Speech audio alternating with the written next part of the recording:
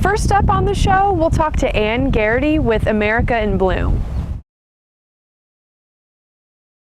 Hi, I'm Ann, and I am happy to be here talking to you today about America in Bloom. It's a national organization. It's actually an awards program that provides a framework for improvement of quality of life overall for communities through beautification. Now that's broadly defined. It's not just flowers. It's also landscaped areas and urban canopy and environmental heritage and environmental sustainability and overall impression. What you could also call tidiness or curb appeal. The way the program works is that we entered the program for the first time in 2014. We had to write a community profile according to those 6 criteria that I just named. We had about 20 to 30 people involved in that effort. We divided into the 6 categories I just named and scoured every resource, every community organization every government organization that we could locate, and made sure that we listed them in this profile as part of our community's assets. We submitted that profile last May 1st for a judging in June, late June, by a pair of judges who are also mentors and coaches. And they came to town. We had an itinerary prepared for them, and we gave them a whirlwind tour of Lexington for about 2 days. We got some preliminary information from them, but they went back to their regular lives and over the course of the summer prepared an extensive evaluation for us. It was about 30 pages long, and we received that evaluation in the fall at the annual America in Bloom National Symposium, which happened to be in Philadelphia. We got this evaluation. We also won 2 awards. We won a special category award for our streetscapes, and the second award, which everyone gets, it's your evaluation rating, and they call it blooms. There are 5 blooms, and Lexington got a 4 out of 5 blooms on our first pass. So we felt relieved and happy, and now we have re-entered for a second year.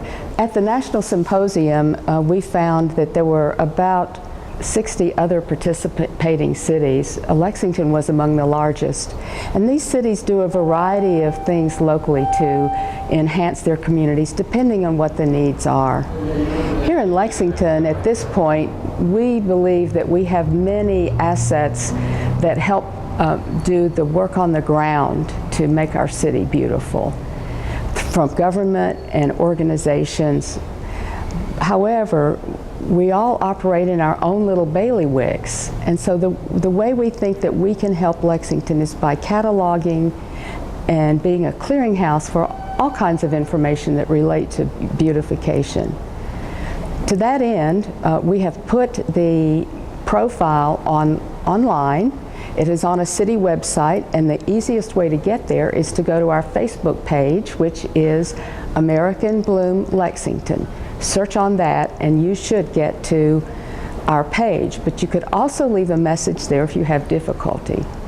You could also leave a message there if you have something that you believe we should know about. We're about cataloging all efforts by volunteers, by businesses, by government, and we did the best we could with 30 volunteers first year, but this is for our whole community, and we'd like to know what you're doing, what your Boy Scout troop is doing, what your school might be doing, what your union, what your plant, what your interest groups at work might be, or in your neighborhood associations. We'd really like to know about that, and you could either just put that on the Facebook page as a post, or we will be watching it, and you can reach us through that Facebook page. This group of 30 people has stayed involved and are helping to rewrite the second profile, or the update of it.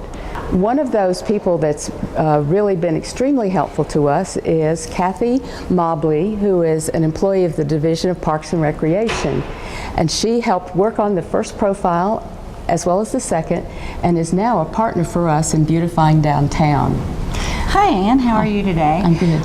Yes, it's a lot of fun. We've done quite a bit of work, and it was actually really good for the city and for the Parks Department and our landscaping crews, because their streetscapes were noticed immediately. They did get the award for that, and that really helps, morale and stuff like that.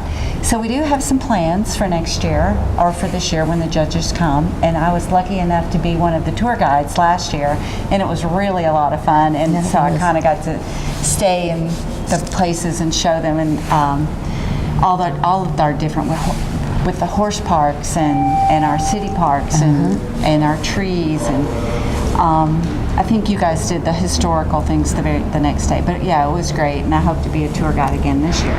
Now we do have a little more. We have added some pots downtown.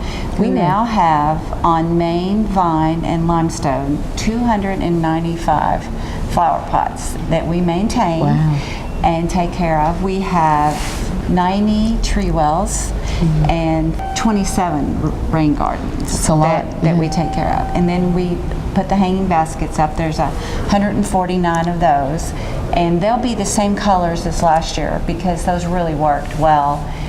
When with some faded, the others picked up, so we had a continuous bloom and continuous color all year. So we plan on doing that. And then when the Breeders' Cup is here in October, a lot of the flowers will be, kind of dying out and stuff like that.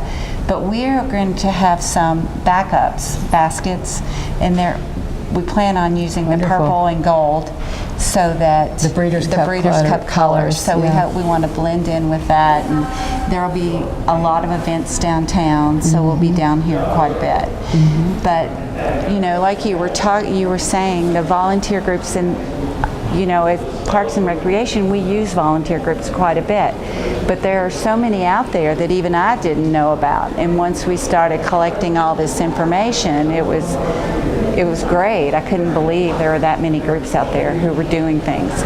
And we did go out, we searched the city for some landscape areas and for tree areas, and know that we did not find them all. So please, if you have one that you think is gorgeous and we should look at, let us know, because we plan on doing this a few more years, hopefully. The mayor has generously yes, he has contributed to our efforts, and he is on board with us.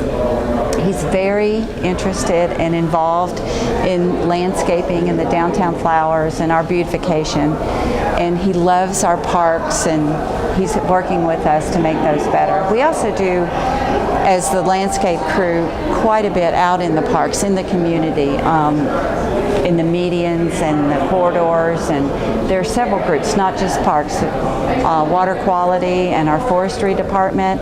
They're both great, and the water quality has been tasked with quite a bit this year, so they're really helping us look great. Yes, they are. Yes, they are. Besides our Facebook page, another way that citizens can become involved is attend our monthly meeting. It's open to the public.